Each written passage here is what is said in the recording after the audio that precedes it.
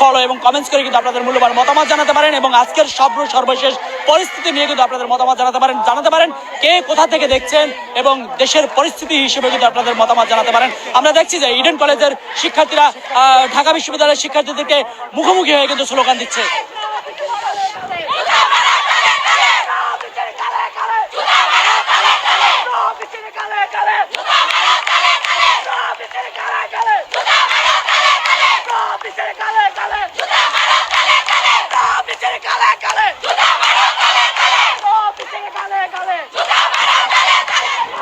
প্রবিসির যেই খারাপ আচরণ করেছে শিক্ষার্থীদের সাথে, সেই কারণে কিন্তু আজকে সন্ধ্যা নাগাদ কিন্তু আমরা দেখছি যে তারা অবস্থান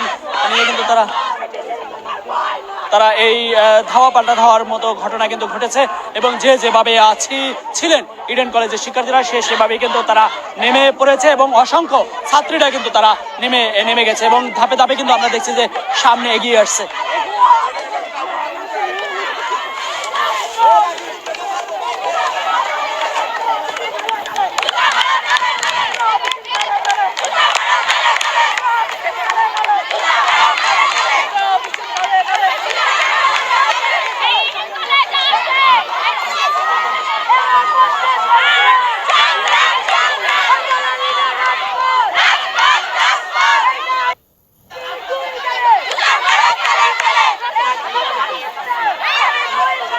আপনারা জেনে থাকবেন যে বেশ কয়েকজন শিক্ষার্থী কিন্তু আহত হয়েছিল এবং তারা কিন্তু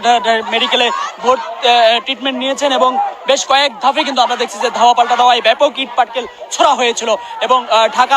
ঢাকা বিশ্ববিদ্যালয়ের শিক্ষার্থীরা কিন্তু এই মুহূর্তে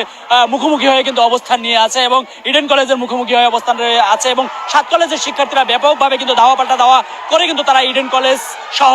নীলক্ষেত মোড়টিকে কিন্তু দখল করে নিয়েছিল। বেশ কয়েকবার কিন্তু ঢাকা বিশ্ববিদ্যালয়ের ভিতরে কিন্তু প্রবেশ করে দখল করে নেওয়ার চেষ্টা করছিল ঢাকা কলেজ সহ 7 কলেজের শিক্ষার্থীরা। তবে বেশ কয়েকবার কিন্তু ধাপে ধাপে আমরা দেখছি যে ধাওয়া পাল্টা ধাওয়া খেয়ে লাস্ট পর্যন্ত কিন্তু ঢাকা বিশ্ববিদ্যালয়ের শিক্ষার্থীরা কিন্তু নীলক্ষেত্রে অবস্থান নিয়েছে।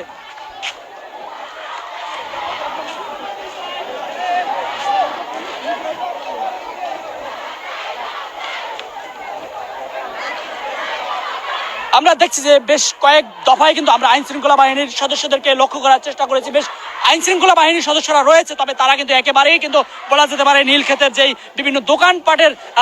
একেবারেই কিন্তু পাশে দাঁড়িয়ে থাকতে দেখেছি এবং ছুড়ে দুই একটি সাউন্ড গ্রেনেড মেরেছে, সেটি কিন্তু আমরা লক্ষ্য করতে পেরেছি। তবে তেমন করে যদি বলা হয় যে সকালে যে শিক্ষকদের উপরে যে সাউন্ড গ্রেনেড এবং